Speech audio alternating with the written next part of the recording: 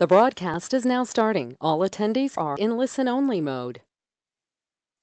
Welcome to Chart's free webinar series. Today we have Paul Bradley from Playerlink presenting on modern learning for the mobile workforce. Welcome, Paul. Thank you very much, and thanks everybody so much for joining and taking a little bit of time out of your day. Really appreciate the opportunity to speak with everyone today. Let me just start by quickly introducing myself. I'll say just a couple words about Playerlink as well. Playerlink is we think of ourselves as the learning and operations solution for teams that work on their feet, solution for offline capable e-learning, video, and other rich media content, really focused on the deskless workforce. Our passion is not so much for folks sitting in an office with a great connection and a workstation, but really all of those folks out there in the field, out there in distributed teams, and figuring out cool mobile-first ways of reaching that community, especially with a focus on digital learning. I myself am the Director of Product Management for Playerlink, so I am the guy that is looking across our overall development roadmap, features and functionality, and working with learning professionals all around the industry to get a good sense for where we need to be as a product and how the landscape is evolving within that. Our major focus has been for many years and continues to be restaurants, retail, and hospitality environments. We've done a lot of work with Chart, and always appreciate the opportunity to do more with this great group. I tend to refer to myself as both a technology evangelist and a technology skeptic. I will definitely be talking today about some cool things happening in the learning technology domain and some of the things that we are very excited about there. But you know, I've been in the technology world for coming up on 25 years now. I've seen a lot of really cool ideas come and go. Some of the things that seemed really exciting at first glance seemed to have a lot of promise. I've watched those fizzle out. And some things that didn't necessarily seem that intriguing right out of the gate have made a big difference. And so the bias that I will declare early on and that I'll be bringing to the talk today is, I'm really convinced that the things to focus on are the things that solve real problems in the marketplace, that solve real problems for real people in the field. And I'm going to be talking about some things today that I think have a real important role to play in doing that. So here's what I'd like to step through today. This discussion is really all about the subject of modern learning. What is happening with digital learning today? What does it mean to have a contemporary approach, especially to digital learning, especially towards deskless workers? What are some of the things that we see as being part of that, and some important considerations there? I'm going to talk a little bit about a history of digital learning, e-learning in particular.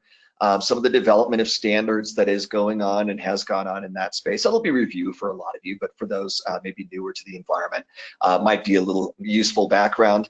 And then I'm going to pivot a little bit, and we're going to talk a lot today about a new e-learning standard, or newer e-learning standard called the Experience API, or XAPI for short. I'm going to introduce that for those unfamiliar. I'm going to offer some perspective on what it is in our industry that makes that technology particularly interesting. I'm going to focus in on a couple of key areas within that, which are mobility, working with mobile devices and supporting mobile delivery strategy. I'm going to talk about offline content and why offline capable content can matter a lot.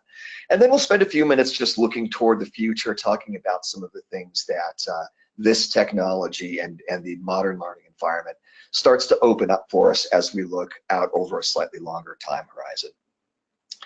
But let's start out with modern learning. Let's do a little bit of definition. When we use those terms, and when I say modern learning, what am I talking about? Well, this is a perspective to offer, and there are many perspectives, but I tend to think of modern learning as something that encompasses three really important elements that really connect with contemporary learners today.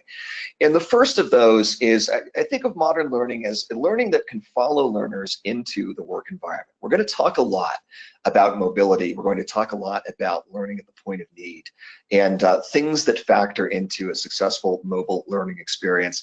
But the reason that I'm going to spend time on that today is because I really do believe that a learning approach that looks not just at what happens in a classroom, not just at what happens off-site, but that also looks at how learning can stick with learners, how learning can weave into the performance environment is really important and a defining factor in how learning is changing and evolving for especially the deskless workforce today. A second piece that we'll talk about is learning that really maximizes the value of instructor-led training. I am the last guy in the world that is ever going to tell you that the age of the instructor is over, or that ILT and classroom training aren't very important. They absolutely are. Pedagogically, I'm absolutely convinced that there are completely appropriate moments for that kind of intensive direct learning experience, especially around new skills acquisition. But as most of us know, from the hard-learned experience, ILT is an expensive resource. Trainers tend to be an expensive resource. It can be disruptive to the operational rhythm in our stores and in our environments. And so we'll be talking a little bit today about how modern learning can help not replace, but really maximize the benefit that your organization gets out of that investment in ILT. And then lastly, we'll talk a bit about learning that really moves in a direction of being data-driven. I think one of the big things that defines real modern learning is learning that allows us to gradually build up data, that allows us to gradually get increasing insights into not only the learning environment, but how the learning environment affects our operational environment, our financial performance, our customer experience, and the other metrics that we're all closely engaged in. So say a little bit more about each of those pieces. Following learners into the work environment, again, mobile strategy being the key piece there. And there's a lot that goes into that is easy to overlook. We tend to focus on mobility just in terms of the device and physical aspect of that. That's certainly very important.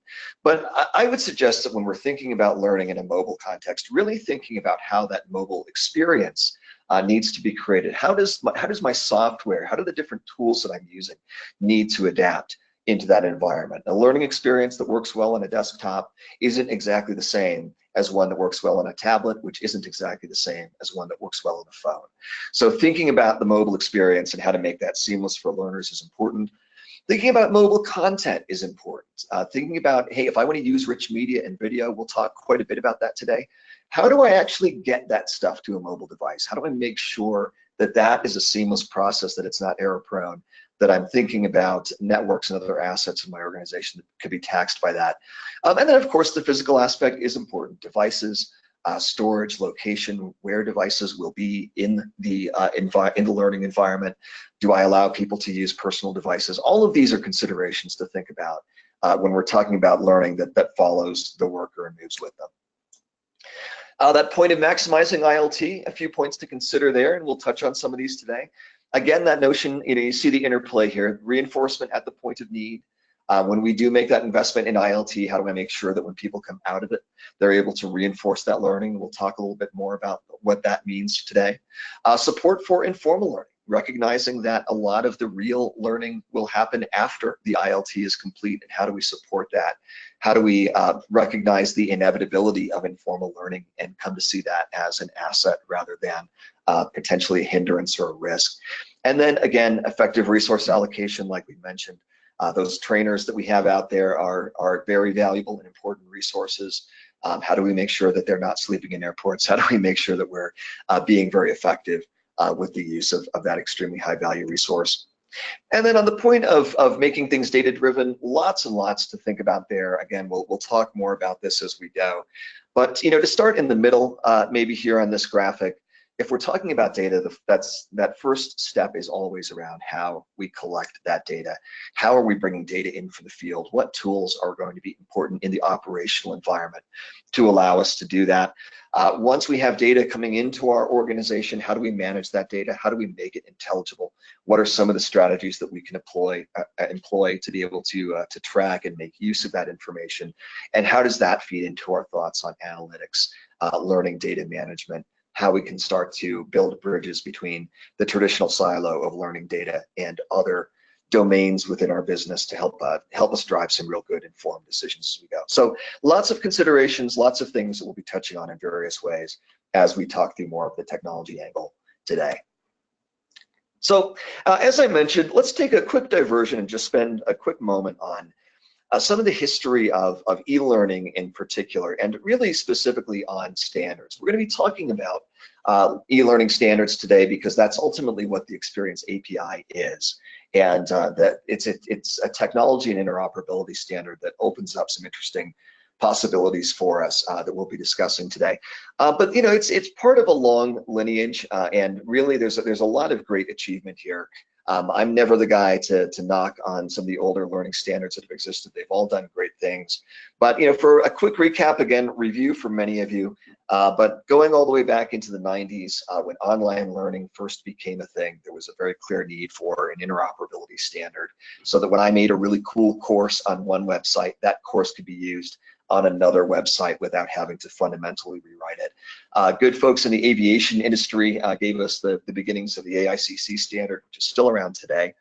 That became an important foundation for the development of the several different versions of SCORM. And of course, almost all of us in the learning space are intimately familiar with the SCORM standard. We've used it for many years. It's done great things. It is great at what it does.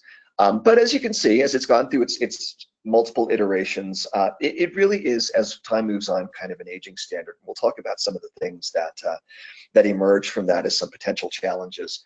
Those are challenges that the Experience API standard is really designed to address, and we'll talk about a lot of that as we move through today. But it's just to really make the point that when we do talk about Experience API, it really is tied into the progression, the evolution of learning standards. It's administered by the ADL, just as SCORM is, and really is an ongoing evolution of the learning standards that we've all been using for a long time. So given all of that, you know, that we are moving through this, we are moving into a new standards arena.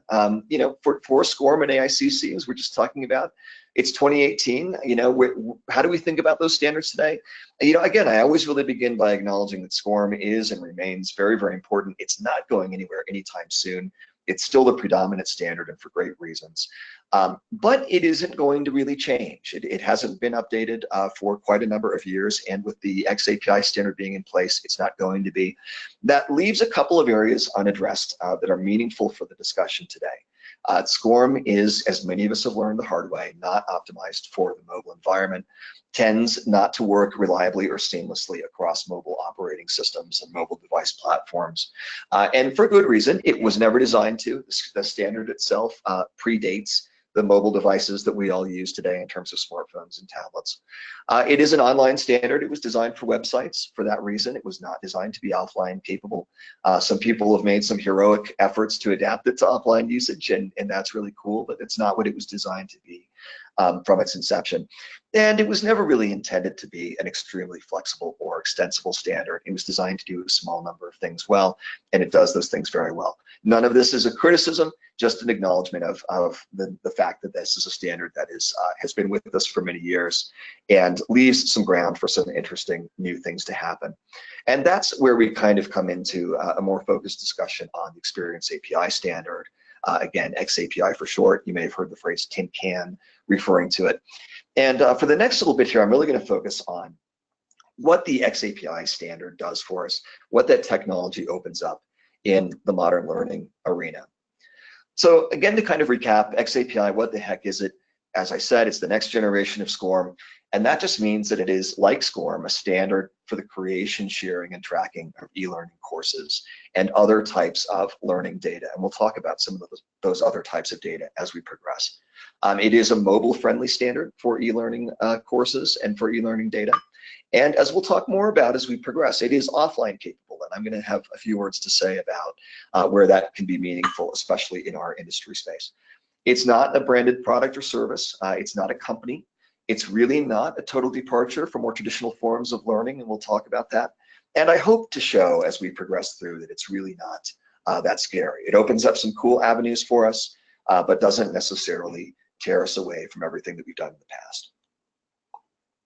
So let me spend just a minute on a conceptual overview of what this technology enables for us. And if you're a real, data architect, I'm sure you're turning inside out as I go through this kind of simplistic view. So I apologize. But just to give kind of a quick, again, very conceptual view of kind of how this technology fits into the landscape. Essentially, what we're talking about is an environment in which I can have various types of learning tools.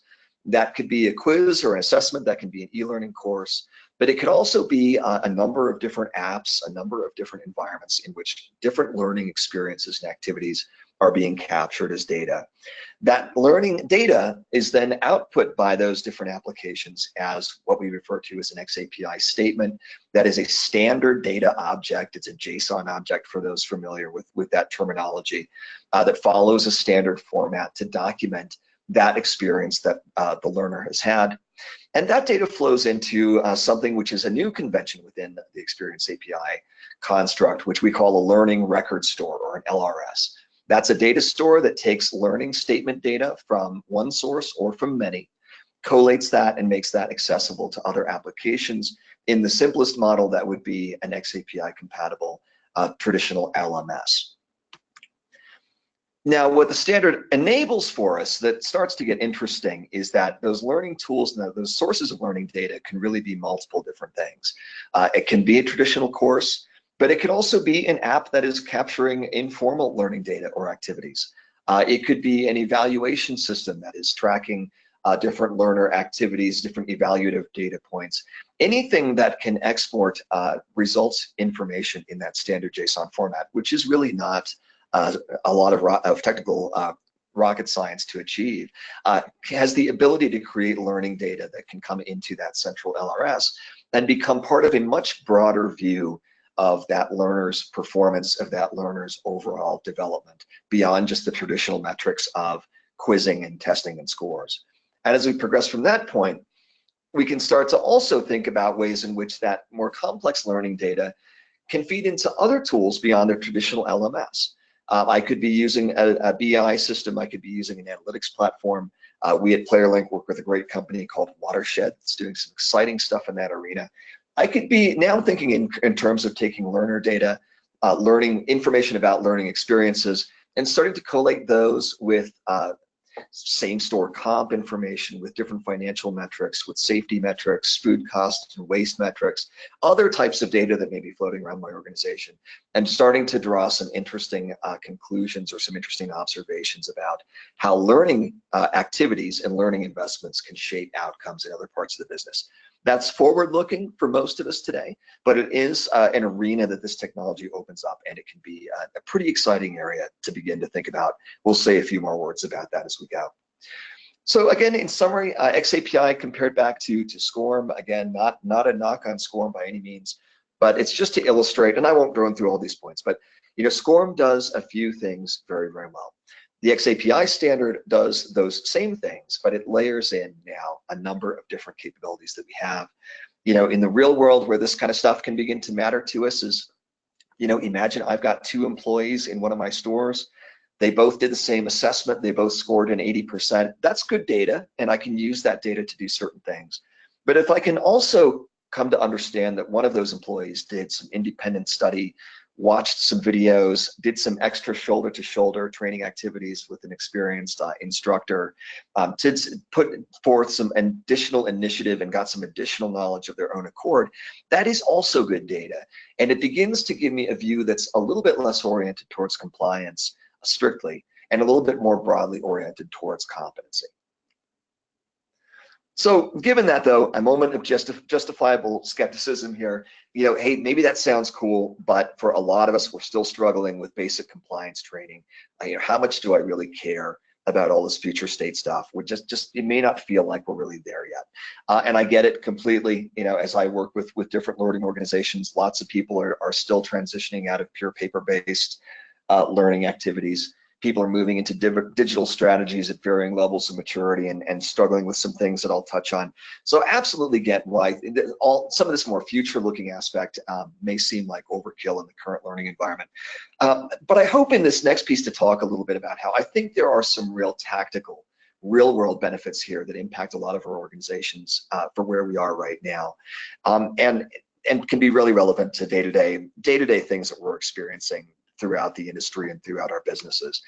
And part of what I see behind that is a couple of really key trends that I see pervasively across the restaurant, hospitality, and bridging into retail and some adjacent verticals that we deal with. One of those is cheap media. You know, we are, almost everyone on this call is walking around with a high definition video camera in their pocket. A few years ago, that was a substantial piece of technology that was expensive to have. Now we all have one, and we use it very, very frequently. There are terrific tools out there like Articulate 360 or Rise in the e-learning domain that are very simple to use. I can create very professional looking courseware with those fairly simply. There are video tools like Camtasia that cost a couple $100 for a license, but with which I can do very advanced and professional looking video editing right on my desktop or my office. Things that a high-end studio would have wanted a lot of money to do 10 years or so ago. So there's a lot more interesting media, a lot more video, a lot more rich media content accessible to us as learning leaders now than there was even a few years ago. Corollary to that, a lot of that content is making its way into the cloud. There are a lot of good reasons to have a cloud strategy. Our customers have done that for the right reasons.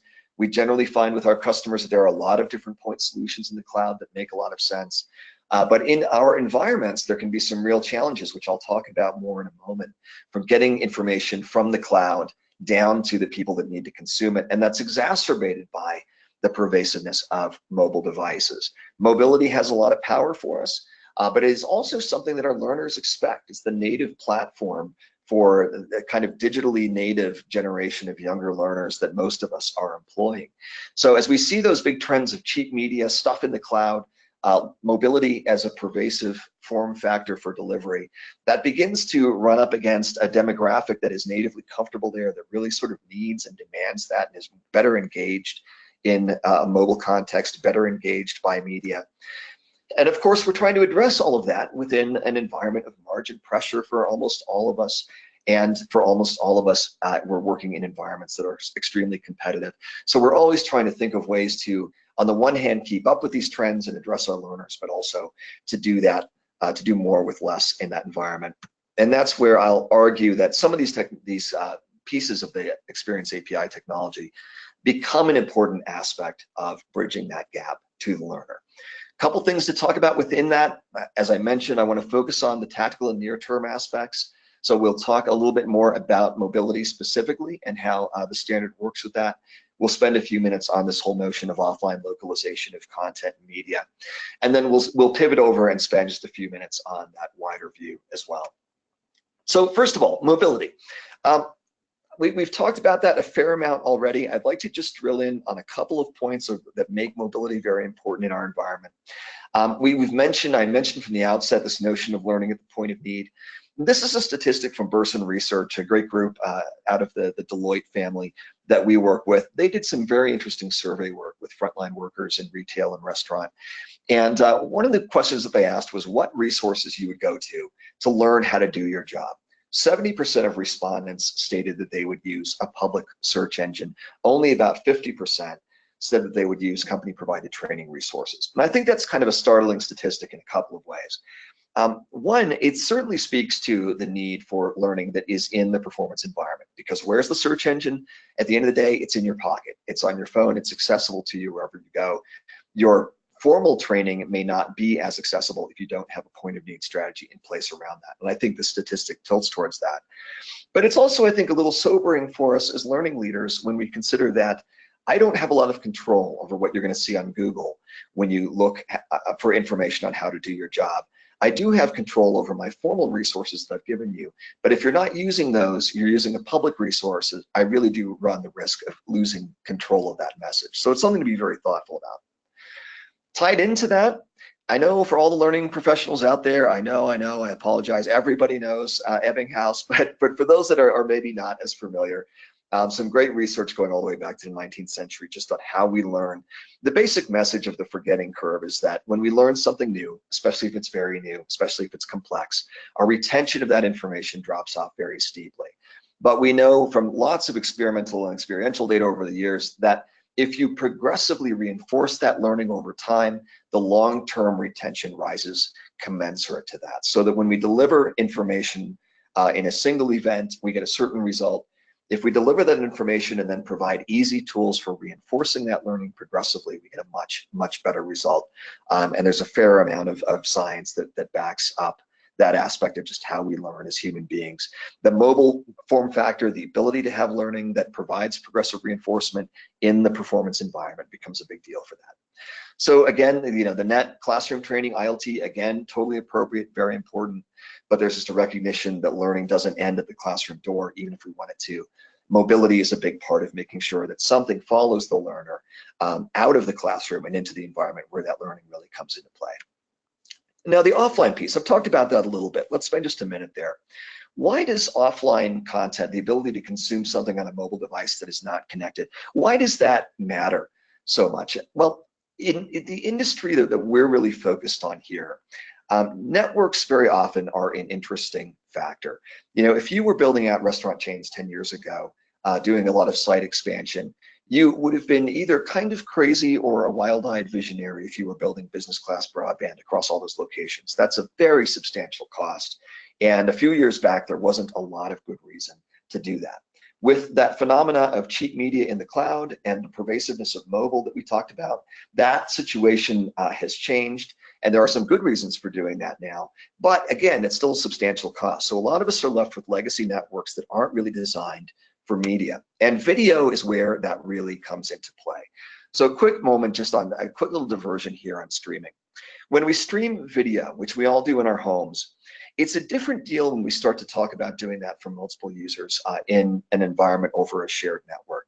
Because when I stream a video, and keep in mind, videos can be very large. It's not uncommon to see videos that are hundreds of megabytes or a gig or more in size. Every time you stream that video, you effectively download it over your network. And if multiple people stream that video over the course of a day, that video is being downloaded. It's traversing your network in its entirety every time. When we stream, it doesn't mean that we don't download. It just means that we don't really save a local copy. So if that's a 1 gig video and 6 people are taking it, that's 6 gigs of traffic that are moving over your network over the course of that experience. That can really add up. That's something that even large carrier-grade networks often struggle to handle effectively. When we can localize that content, however, if I can push that video to a mobile device that multiple people use, now that video only moves over my network once. Still has to traverse it, but it's one event, and each of those playback events at that point is local. They don't tax the network. They don't have that same kind of impact. So when we think about networks, when we think about efficiency, but also when we think about just taking variability out of the end user's experience, having that content local and at the user's fingertips can make a big, big difference. There's just a lot less to go wrong when I'm in a local playback environment. Another key consideration tied closely to that is just the amount of time it takes to get stuff. This is some research actually from Akamai. I think it's a little generous. Their research found that for mobile users, if a page isn't loading within a few seconds, you start to get abandonment rates. People drop off and they go do something else. If you go past 10 seconds to load a page or load a video, about half of your users will drop off. If you get much further than that, you lose the vast majority of your people. So we simply know from many, many years of observational data that when people have to wait for content, they lose interest really quickly. Their patience is very low, and very often you'll see a very steep drop-off in engagement and consumption of that important content. When you've invested in that content and spent good money on it, that's a frustrating thing to see. And again, the offline component can help ameliorate a lot of that, can help reduce a lot of that risk. So just in summary, in a strong network environment, you've got instant load, you've got efficient use of resources, even if your networks are strong, low margin of error for the users. In weak networks, you reduce that risk of network overload. You're not going to accidentally knock your point of sale system off of the network, which has certainly happened in the real world. You're going to reduce user frustration. And no matter where you are, variability comes out of learning access, and the experience is simpler. We see that as something really valuable.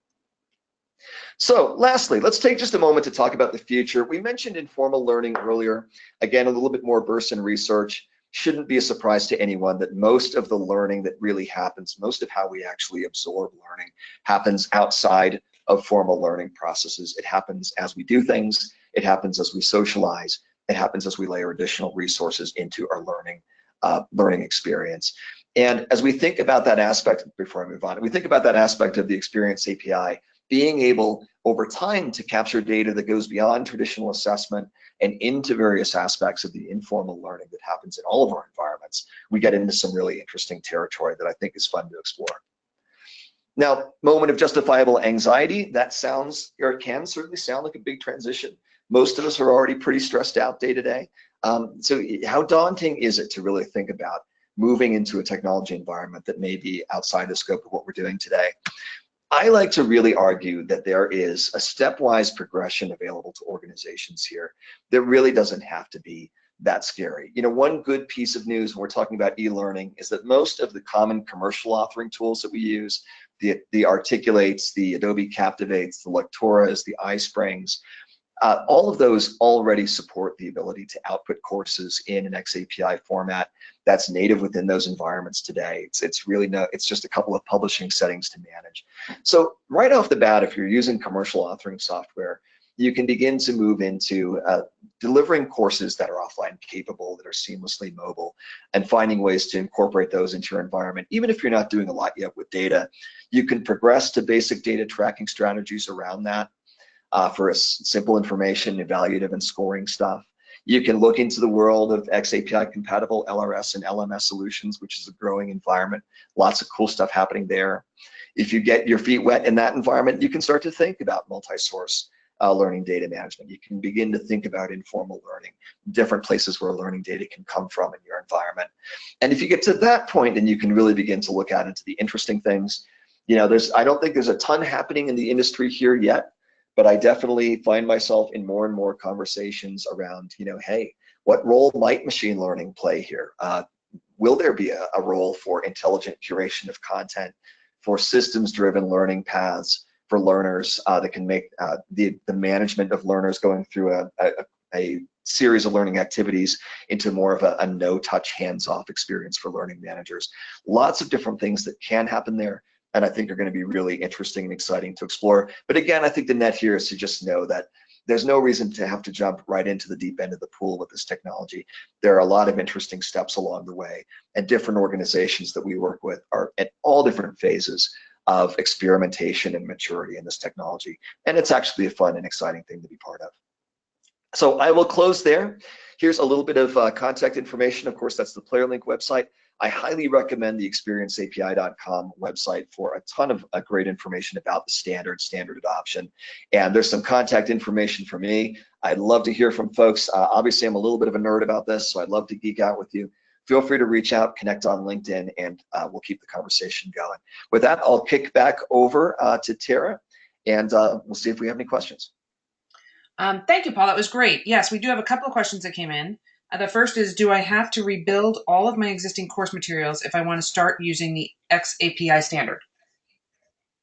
Yeah, that's an important question. And like I said, the good news is that generally the answer to that is no. If you have existing material that can be re-exported in the standard using any of those tools that we spoke about earlier, that's a very easy path towards that. We've worked with a couple of folks who have in-house or homegrown authoring platforms that they're using. And the transition towards being able to create that XAPI standard format output is actually not that difficult from a technology standpoint, even if you are in that situation. Lots of people are beginning to move in that direction. There's some great support around it. So generally, no, unless you've just got some really old kind of Flash-based content that might really struggle, you may be stuck a little bit. But in general, existing content can be re-exported or repurposed to fit within the standard framework. Okay, the second question I have is, do most existing LMS platforms leverage the XAPI standard today? Yeah, definitely in an arena where we're seeing a lot of growth and change. Some of the really leading platforms that are out there have definitely adopted the standard or offered support for it. Cornerstone's a terrific example of that. They do have their own LRS platform now that's accessible within their environment. The Sabas of the world and some others have gone in that direction. Some of the older legacy platforms have not gone there yet, but it's interesting to see even some of the kind of the more foundational platforms like SAP SuccessFactors. Although they're not going into native support, they are looking at partnerships and interesting ways of addressing the XAPI standard and doing some very creative work there. So I would give those guys a lot of credit as well. I think across the board, we're seeing the LMS environment moving more and more into various ways of supporting the XAPI standard. It's certainly not universal at this point, but it's an ongoing evolution, and again, a place where a lot of cool action is happening. Okay, and then the last question I have is, you talked a lot about mobility. What mobile devices do you see companies favoring, and are you seeing a lot of Android tablets? Yeah, if you'd asked me a couple of years ago, I would have said that I would have guessed that we would see a lot of adoption into Android, largely driven by the generally lower price point for those devices. Haven't really seen that, and I think that my personal opinion is that has a lot to do with fragmentation of the Android standard. As a lot of us know, if you look at 3 different Android devices at the same price point, you can have 3 very, very different performance profiles based on software version and processing power and these different aspects that just create a lot of variability. It can be really, really hard to find devices that provide a consistent experience across your organization without moving into a price point where you're right back into kind of the traditional arena of an iPad. Apple is doing really well in the commercial space with the iPad as a platform. For example, most of us are familiar with the work that Starbucks did, closing their US-based stores on May 29th. They leveraged the iPad across all of their North American locations as a platform for delivering that training. Playerlink had the very great honor to be the delivery platform for that digital training on those iPads. They found that the iPad environment was the reliable, very, very solid choice for doing that. Took margin of error out of that overall operation, and they were prepared to go in that direction, and that's going to be part of their operational environment, I think, for a long time to come. So definitely give the edge to the iPad. Android's definitely still out there, but not big adoption right now. Okay, and that is all of our questions. Paul, thank you so much for being with us today. We really appreciate it. All right, thank you very much, and thanks again to everybody for taking the time. Pleasure to speak with everybody, and I hope to continue the conversation. Okay, thank you. Bye-bye, everyone.